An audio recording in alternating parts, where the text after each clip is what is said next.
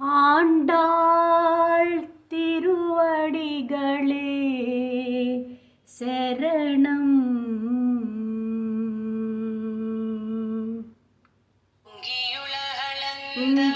உத்தமன் பேர் பாடி நாங்கள் நம் பாவைக்கு சாத்தி நீராடினால் தீங்கிரும் நாடெல்லாம்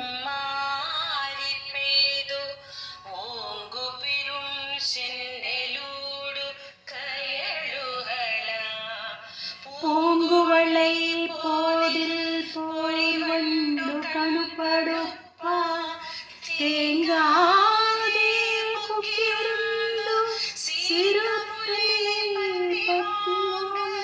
குடும்பிருக்கும்